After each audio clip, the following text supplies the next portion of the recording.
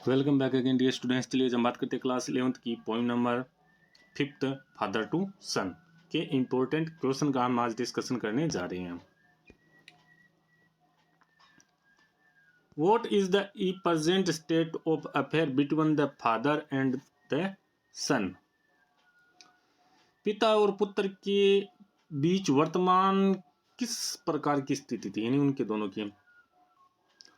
They do not speak to each other, वो एक दूसरे से बोलते नहीं थे। There is also no understanding between them, और उन दोनों के बीच में आपसी समझ भी नहीं थी।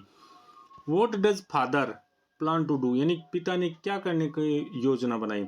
ही wants to build a relation with the son, वो अपने बेटे के साथ क्या बनाना चाहता था, वापस वही रिश्ते बनाना चाहता था जो पहले थे।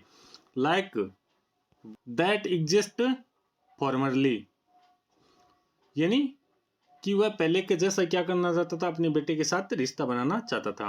What is the regret of the father, पिता को रिग्रेट क्या था, यानी पश्चाताप क्या था। यानी the father regret that all his labour is bringing up the son to his design has gone waste, कि वह अपने पुत्र को अपनी इच्छा अनुसार बड़ा करने में उसने जो भी मेहनत की थी वो क्या हो गई थी, सारी वेस्ट चली गई थी।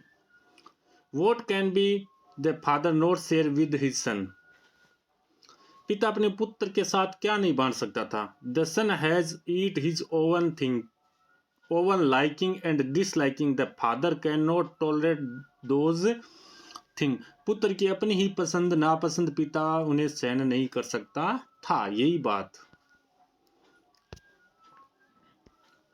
How does the father admit the fidelity of the estrangement from his son, किस प्रकार पिता पुत्र के साथ मनमुटाव की व्यर्थता को स्वीकार कर लेता है। He admits that none of them has gained anything from the estrangement. He does not hold his son guilty, कि वह बात स्वीकार कर लेता है कि इस मनमुटाव में किसी को कुछ नहीं मिलता है, और वह पुत्र को क्या करता है, दोषी नहीं मानता है।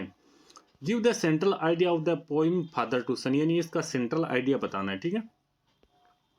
Children when they grow up from a world of their own, they hardly ever care how sad and forlorn the old parents feel.